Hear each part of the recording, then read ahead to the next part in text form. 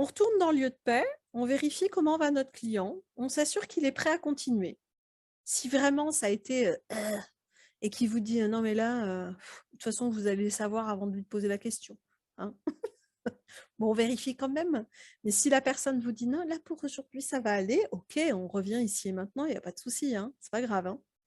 Mais dans la grande majorité des cas, la personne va vous dire: «Oui, oui, je suis prête à continuer» et du coup, on continue sur le critique intérieur. Donc une fois qu'on a pris soin de l'enfant intérieur, dans la majorité des cas, on aura commencé par là, on va aller prendre soin de ce critique intérieur. Si bien entendu, on a galéré avec l'enfant et que du coup, on le voyait pas, il était pas là, machin, tout ça, bah, dans ces cas-là, donc on switch avant, on passe par le lieu de paix et on va directement prendre soin du critique intérieur. OK?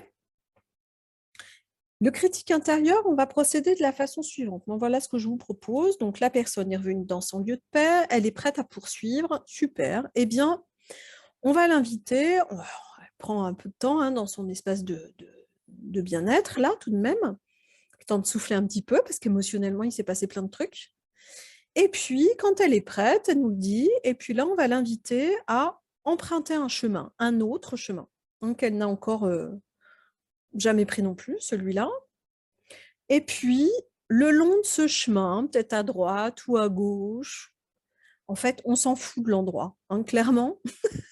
C'est juste pour que ça se passe pas dans le lieu de paix, mais là, le lieu a pas beaucoup d'importance.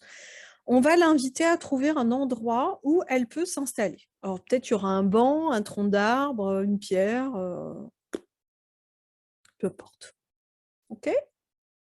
Quand vous avez trouvé un endroit pour vous installer, vous me le dites. «Ah oui, bah, là, il y a un banc là, à droite. Super, OK. Vous y êtes? Mmh. Vous êtes bien installés? Super». Là, dans ces cas-là, enfin dans ces cas-là, à ce moment-là, on va demander à la personne de se remettre en mémoire une des dernières fois où elle s'est sentie, où elle s'est jugée sévèrement, où elle s'est critiquée sévèrement. Peut-être que vous aurez déjà une indication, vous pouvez demander à la personne, hein, mais dans l'anamnèse, vous aurez sans doute ça. Vous saurez quels sont les mots utilisés. Les moments où vous vous êtes dit: «Je suis nulle, je suis grosse, je suis moche». Les moments où vous vous êtes dit: «Je suis pas à la hauteur, j'y arriverai jamais». Hein, chacun a ses petits mots doux comme ça. Donc généralement, vous avez un peu l'info, donc vous pouvez donner un peu une piste. Je dis une des dernières fois, en fait, on s'en fiche là encore, hein. C'est juste d'avoir en mémoire là.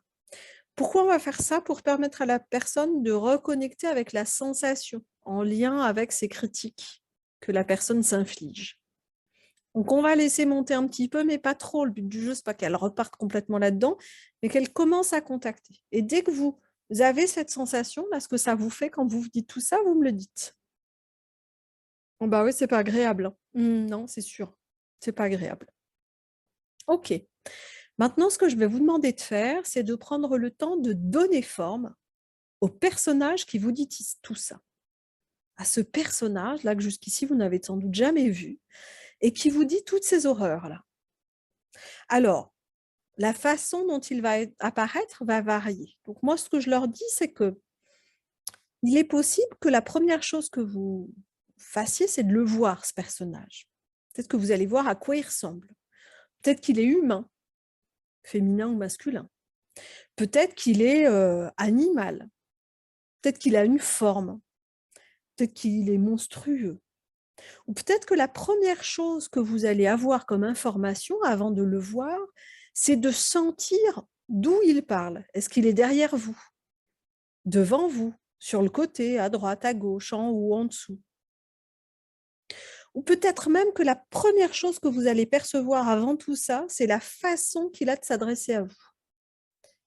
Peut-être il est méchant, peut-être il crie, peut-être il vous fait peur, peut-être il est moqueur, ironique, peut-être il est froid, glacial. Peu importe comment il vous apparaît, dès que vous avez l'une de ces informations, vous me le dites. Donc bien souvent, il y a tout de suite très vite quelque chose. Ah bah, ouais, c'est méchant quoi, c'est méchant et moqueur. OK, et ça vous parle d'où alors? Bah, plutôt de derrière et vous voyez à quoi ça ressemble? Non, non, je vois pas parce que c'est vraiment derrière et vous avez l'impression que c'est comment? C'est grand, c'est petit, c'est humain? Ouais, plutôt humain et plutôt un homme. OK, très bien. Peut-être que la personne va dire: «Bah, en fait, c'est moi, hein, qui dis tout ça». Ah oui, oui, on est bien d'accord, c'est une part de vous. Mais cette part de vous, justement, elle serait comment? Comment elle s'adresse à vous? Ah, c'est méchant. Ah, puis c'est agressif. OK, très bien. C'est agressif et à votre avis, ça parle plutôt de devant ou de derrière, sur le côté? Non, c'est vraiment en face de moi et ça me ressemble, en fait.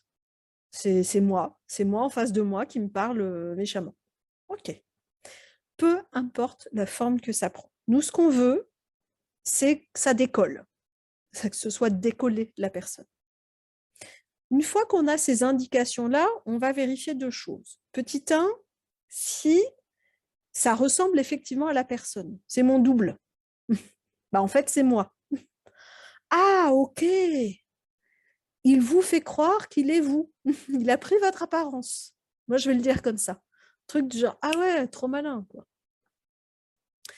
Si c'est, un homme, une femme, je sais pas quoi et ce visage, il vous est inconnu ou c'est quelqu'un que vous connaissez? «Ah bah, en fait, c'est ma mère». Mmh. Il s'est déguisé en votre mère. C'est-à-dire qu'on va toujours partir du principe que quelle que soit l'apparence, si c'est quelqu'un de connu ou notre client lui-même, c'est un déguisement. Et ce qui est le cas, hein, enfin, ce qui est le cas au sens de, on parle bien d'une partie de soi à transformer. Simplement, cette part de soi, pour avoir plus d'emprise, va parfois prendre l'apparence de quelqu'un de connu, soi-même ou quelqu'un d'extérieur, bah, qui a souvent eu des caractéristiques un peu proches de ce personnage un peu critique. OK? Donc on va vraiment le mentionner que c'est un déguisement. «Ah OK, il s'est déguisé, il se fait passer pour votre mère. Ah, il est malin! OK. Ah, il croit que comme ça, il va avoir plus de pouvoir». Donc ça va permettre encore de décoller d'autres choses. «Ah, en fait, il est pas on sait peut-être pas à quoi il ressemble, on s'en fout, mais en tout cas, là, c'est un déguisement». D'accord? Donc vérifier. Toujours vérifier que c'est pas, un quelqu'un de connu et en tout cas que la personne ne croit pas que c'est vraiment quelqu'un d'extérieur. Oui, Stéphanie? Et pas besoin de le faire changer du coup? Non. Non, pas besoin tant que, alors ça dépend à quel point c'est gênant pour la personne. Si c'est vraiment, sa mère, tu vois? Enfin voilà, que C'est ça ça. reste comme ça, hem, soit la personne, elle comprend bien que c'est un déguisement et elle acquiesce et c'est OK. Soit on va lui dire, par exemple, quelque chose du genre: «OK, bah, ce que je vous propose, est-ce que ce serait plus facile s'il prenait une autre apparence? Avec les mêmes caractéristiques là, que ce que vous voyez, hein, cette même façon de faire, mais avec un visage inconnu». Ah OK, d'accord. Donc on peut effectivement faire ça. Merci. Et une fois que ce personnage donc est vu, on va pouvoir lui dire: «OK, bah, ce personnage-là qui est en face de vous, qui est derrière vous, qui est sur le côté, ça dépend où il est et qui vous parle de telle façon, c'est celui qu'on appelle le critique intérieur». Et pour que vous compreniez bien qui il est et quelle est son histoire, eh bien, je vais vous la raconter justement, son histoire. Et là, on enchaîne sur la métaphore du guerrier. Alors moi, je l'aime bien cette métaphore, il y a des gens qui ne l'aiment pas. Je vous le dis en formation, il y a des gens qui me disent: «Ah, elle me dérange cette métaphore». Donc vous verrez, ça vous parle, voyez si vous voulez en trouver une autre. Bah, moi, je la trouve hyper parlante, en fait. Donc donc voilà, hein, c'est pour ça que c'est une séance longue aussi, hein. C'est qu'en plus là-dedans, il y a une métaphore. Il s'en passe des trucs dans cette séance. La métaphore du guerrier, pour moi, elle raconte vraiment le passage, enfin voilà, cette ambiguïté entre l'enfance et l'âge adulte. La liberté qu'on a enfant, mais qu'en même temps on n'a pas parce qu'il n'y a pas de contraintes. Et puis la liberté qu'on a en arrivant à l'âge adulte, et puis finalement, bah, pas tant que ça parce qu'on a plein d'autres contraintes aussi. Oui, Turan. Ah, il faut que tu remettes ton son d'abord. On n'a pas le son, Turan. On t'entend pas.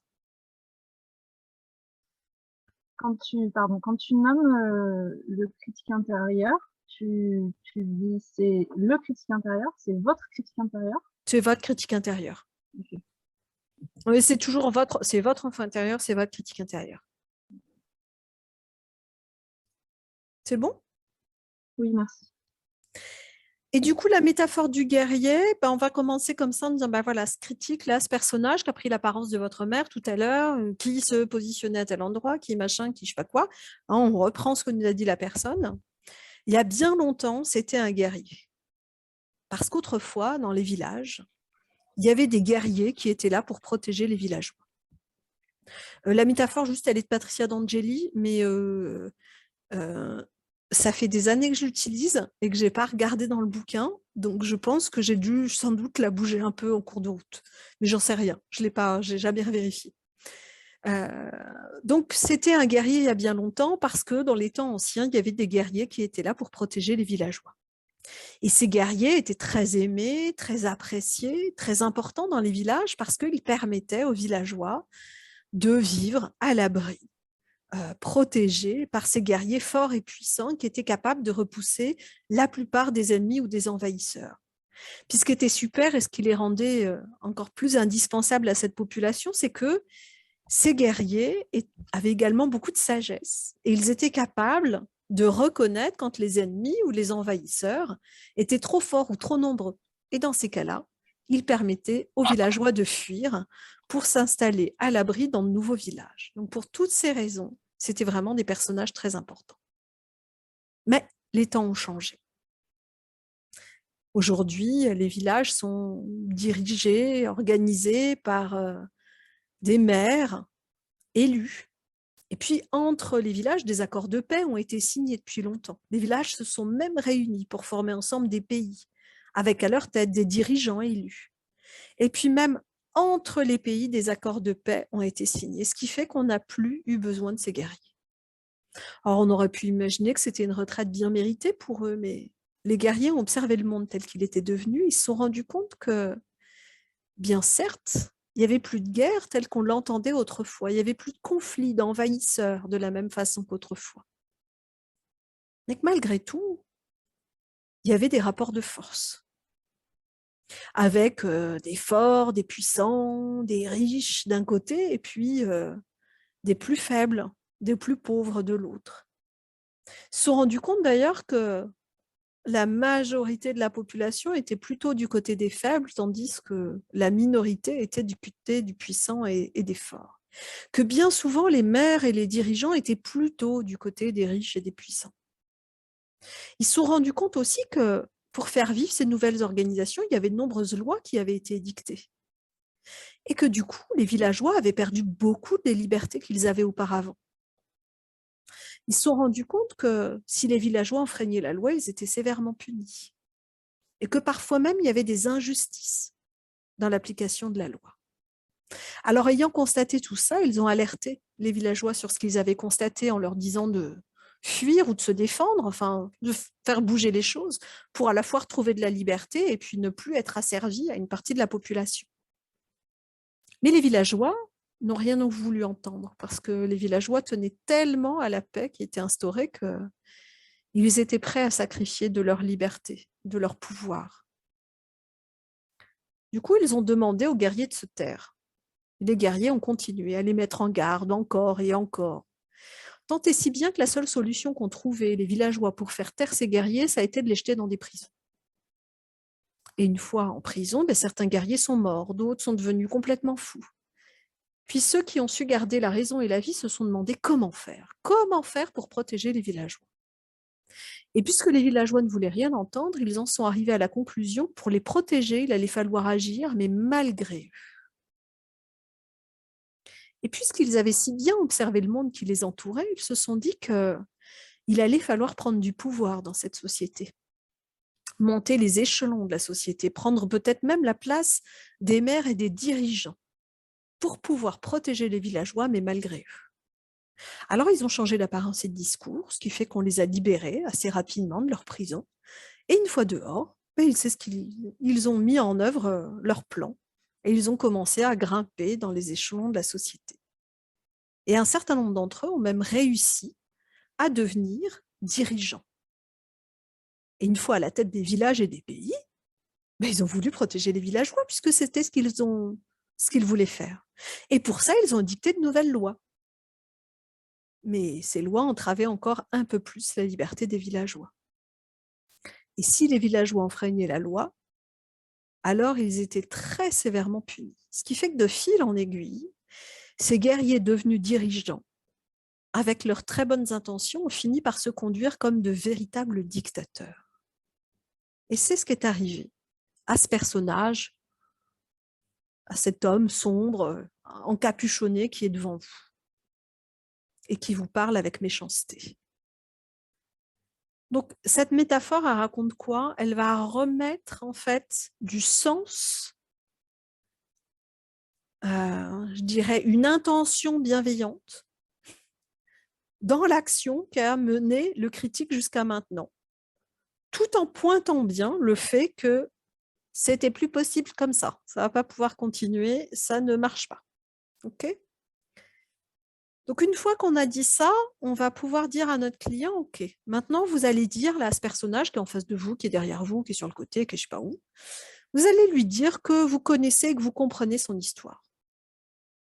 Vous allez pouvoir lui dire que vous savez qu'il a agi en pensant le faire dans votre intérêt, que vous savez qu'il a agi pour vous protéger. Et vous allez pouvoir également lui signifier que ça ne vous rend plus du tout service et qu'il n'est plus question qu'il continue à agir de la sorte, que ça c'est terminé. En gros, là, vous allez emmener votre client à reprendre son pouvoir face à ce personnage. Là, c'est bon. Il est démasqué.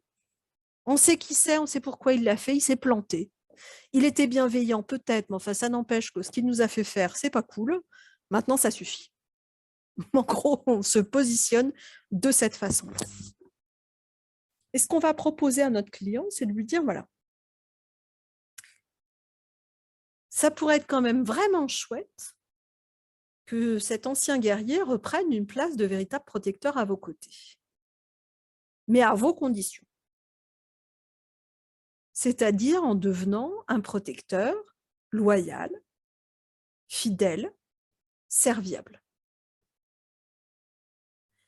Quelqu'un qui met à votre disposition sa force, pour vous défendre quand vous en avez besoin, pour fuir quand c'est nécessaire. Quelqu'un qui met à disposition sa longue expérience, pour vous permettre de faire des choix éclairés, pour vous permettre, quand vous avez une décision à prendre, d'être attentif aux risques encourus, aux points de vigilance à avoir.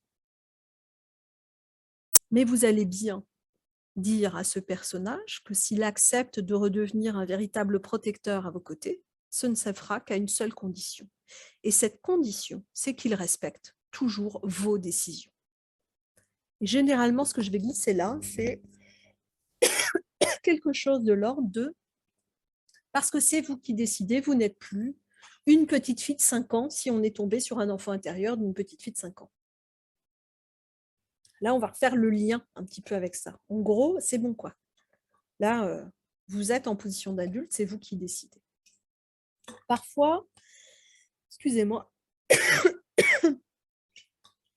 parfois, je vais leur dire, par exemple, qu'un protecteur loyal et fidèle, ça peut être un peu à l'image du chevalier qui ploie le genou devant sa reine. Quand je dis ça, c'est qu'il y a vraiment cette notion dans cette chevalerie-là, dans ce truc-là, le chevalier, quand il ploie le genou devant sa reine, ou son roi, hein, bien entendu, tout dépend qui j'accompagne, mais si c'est une femme, je veux dire sa reine, le chevalier, il peut mettre en jeu sa vie pour protéger la reine. Il va la défendre coûte que coûte. Il va mettre toute sa force et son courage à sa disposition. Si la reine a je sais pas, elle a envie de conquérir un pays et qu'elle demande l'avis au chevalier, le chevalier va lui répondre en toute honnêteté. Il va lui dire vraiment ce qu'il en pense, librement. Il pourra lui dire, je pense que ce n'est pas une bonne stratégie et qu'il vaudrait mieux faire autrement, par exemple. Mais une fois que la reine prend sa décision, y compris si c'est en maintenant la stratégie qu'elle a décidée, il va non seulement respecter son choix, mais à nouveau, il va être pleinement à son service et à sa disposition. Donc nous, ce qu'on veut, c'est que ce personnage, il redevienne un protecteur coûte que coûte, bienveillant, fidèle, loyal, et qui ne se permet plus jamais d'imposer les règles à son roi ou sa reine. J'allais dire étrangement, parce qu'ils sont puissants, hein, les critiques intérieurs en général. Tout le monde les connaît, hein, d'ailleurs, hein, ces personnages-là. Même si on leur a pas mis on ne sait pas à quoi ils ressemblent. C'est-à-dire, vous nommez critique intérieure en disant c'est celui qui dit je suis nul, je suis moche, machin. Tout le monde fait ah ouais, je vois, ouais. Ouais, je vois bien, ouais. Donc, ils paraissent puissants. Et ce qui est hyper intéressant, c'est qu'ils se transforment très facilement. Et là, vous allez encourager votre client à le faire se transformer. Ok, là, ce personnage qui était tout noir, qui ressemblait à votre mère, ou qui était un dragon, je sais pas quoi, ok. Vous allez maintenant lui donner forme. Comment voulez-vous qu'il soit pour incarner vraiment cette force et cette loyauté à vos côtés? Qu'est-ce que ce serait pour vous qui collerait là-dedans? Un homme, une femme? Une Amazone? Est-ce qu'on est dans le registre du guerrier? Ça peut. Le chevalier, justement, en armure, avec son glaive, son épée, je sais pas quoi. Est-ce qu'on serait dans le Jedi? Est-ce qu'on serait dans l'Amazone? Est-ce qu'on serait dans cette, on va dire, ce type de représentation-là? Est-ce que chez les gens où ils sont bien fait couillonner par leurs critiques pendant longtemps, et ben des fois, ça va être vraiment sur la loyauté qu'il va falloir être super vigilant, quoi, pour trouver vraiment quelqu'un où il est sûr qu'il est loyal. Et du coup, ce sera peut-être plutôt dans les arts martiaux. Le judoka, le karatéka, où il y a cette espèce de truc de sagesse avec là, qui va avec.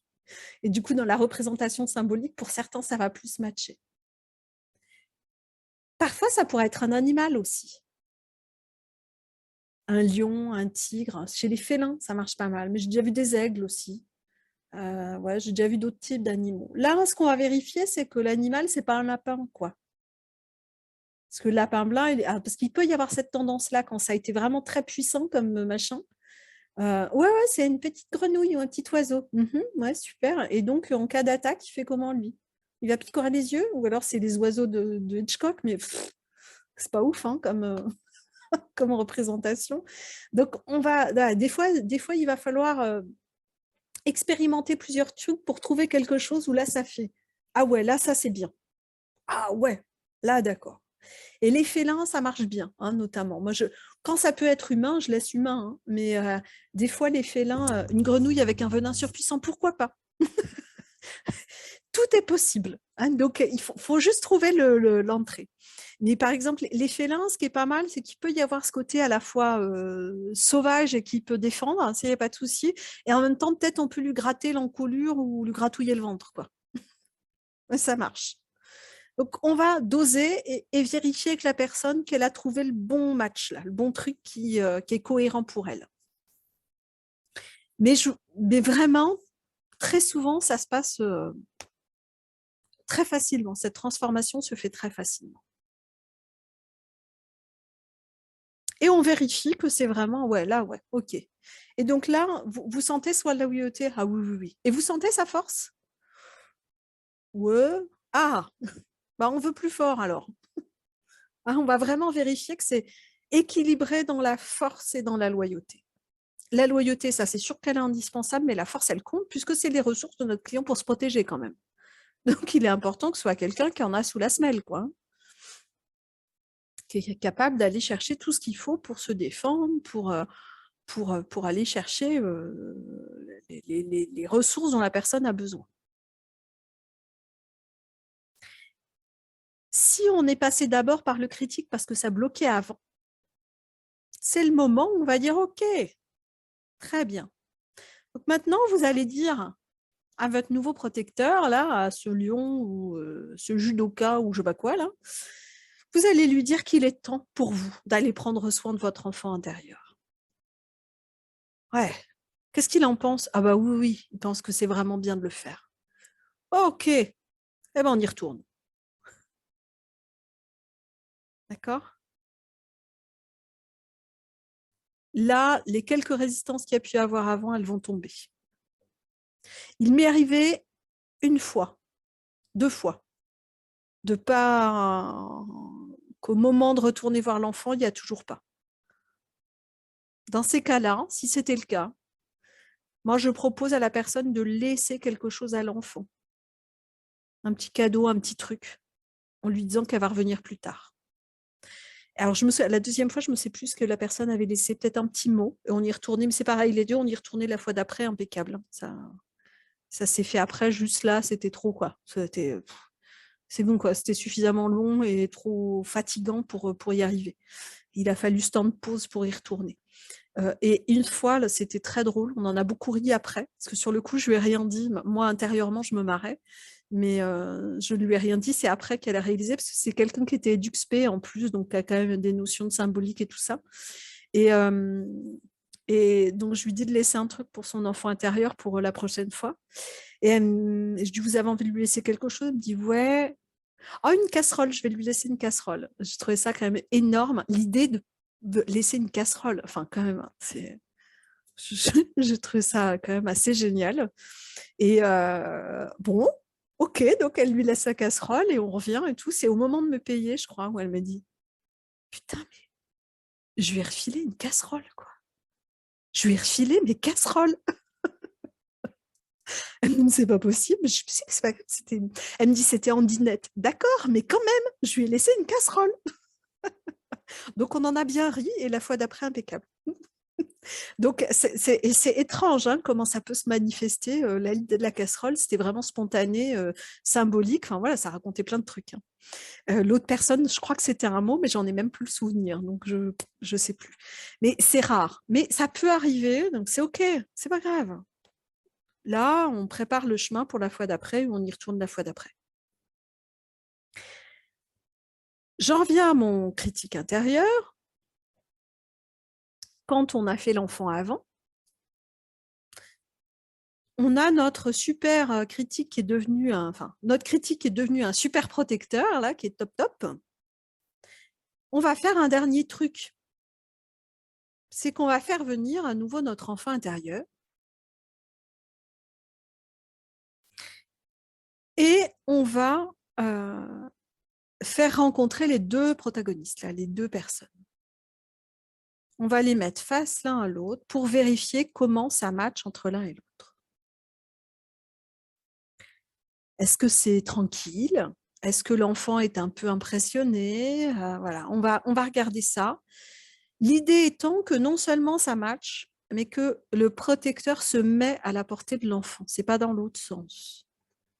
Hein, les enfants sont toujours, allez dire, au-dessus, au sens de quelqu'un d'impressionnant, il s'accroupit devant l'enfant, quoi. Donc, si l'enfant est un peu quand même à se dire « Ah putain, avec tout ce qu'il m'a mis dans la figure depuis 20 ans, ou 30 ans, ou 40 ans, il a beau avoir changé d'apparence, je vais peut-être un peu me méfier. » Ce qui est normal. Enfin, ce qui est normal, ce n'est pas toujours le cas, mais ça peut être le cas. Ok, alors, qu'est-ce qu'il fait? Peut-être il peut lui faire des grimaces, lui tirer la langue, s'agenouiller, qu'est-ce qui se passe? En tout cas, on va vérifier que ça match, que ça le fait. D'accord? Là encore, dans l'immense majorité des cas, ça match, ça fonctionne. On va alors passer à la phase d'intégration. Harmonisation, intégration. Comment on va faire ça? Là encore, dans l'immense majorité des cas, on va faire de la façon suivante. On va demander à notre client de visualiser qu'il y a donc son enfant intérieur, son protecteur, qui vont se mettre autour de lui en se tenant la main. Alors bon, si c'est un lion, la main, ça va être plus compliqué, mais peut-être une main sur le front et puis une main qui attrape la queue, ou peut-être que l'enfant sera sur l'animal. Ça n'a pas d'importance. Hein.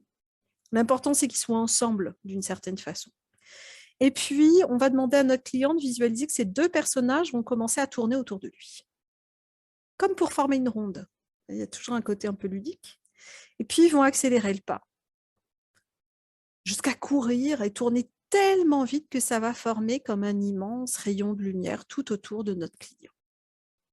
Et on va proposer à notre client d'absorber, d'intégrer cette lumière pour que ça vienne prendre place cette fois-ci dans toutes les cellules de son corps.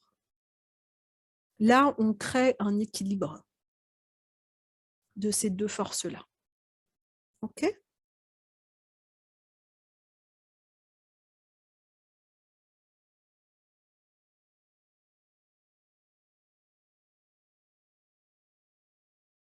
Vous avez tout le déroulé, hein, je ne l'ai même pas dit avant parce que ça me semblait évident, mais dans les... c'est moi ça. Dans les documents, vous avez tout le déroulé de détaillé.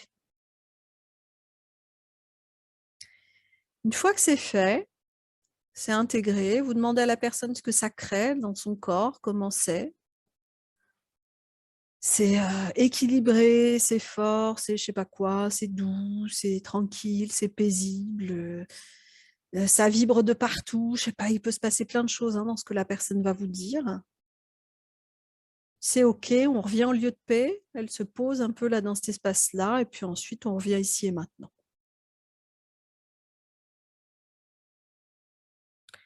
Je vous ai mis une deuxième possibilité d'harmonisation des deux.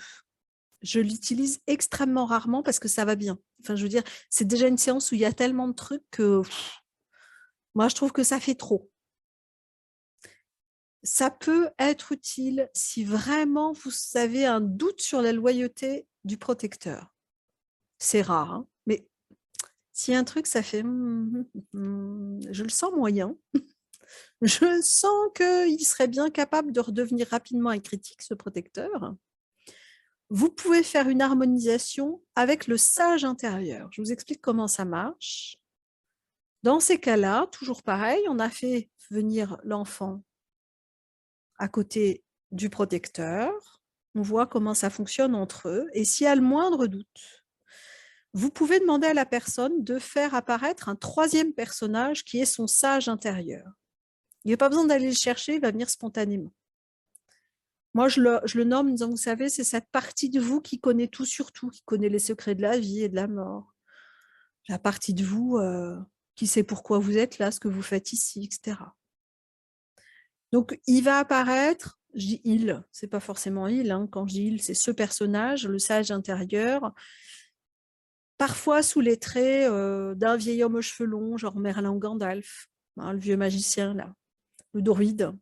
Ça peut être sous des traits de personnages, j'allais dire bibliques, la Vierge Marie, Padre Pio, ou d'autres orientations spirituelles, Bouddha, Maître Yoda, pourquoi pas, hein, des fois c'est drôle, il y a des trucs assez rigolos.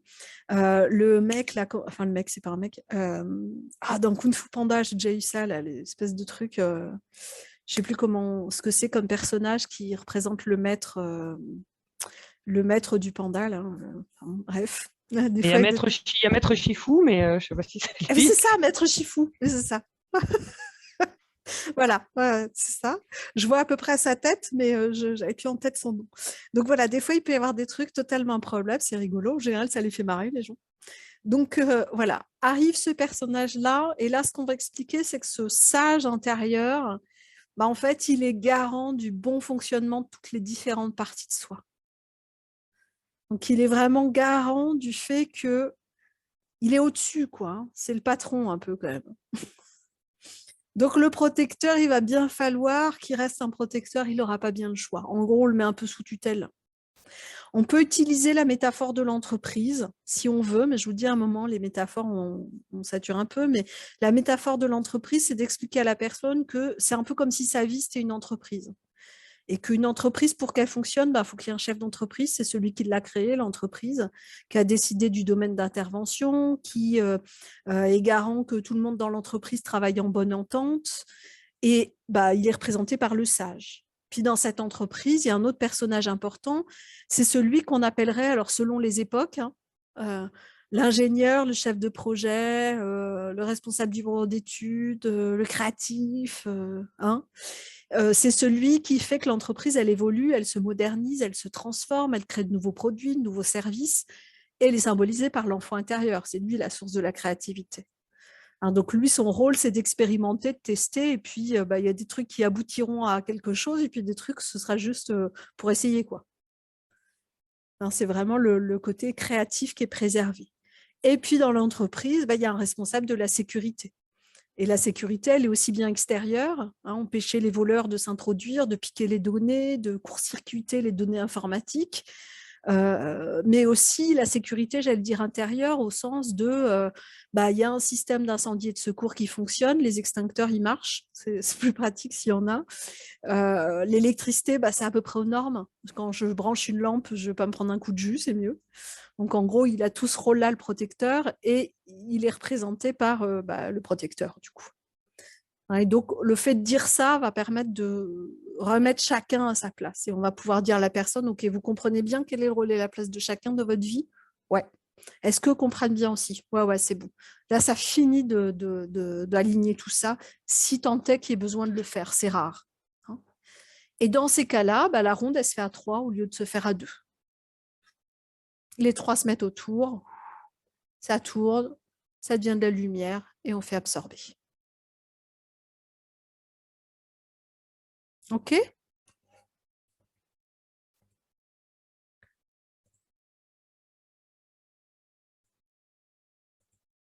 Moi, ce que je vous proposerais bien, c'est effectivement de visionner la séance de Anne-Laure. Pour l'instant, je vous propose de voir celle de Anne-Laure. Commencez pas par celle de Julien, vous la verrez après. Sinon, vous ne vous lancerez pas en pratique.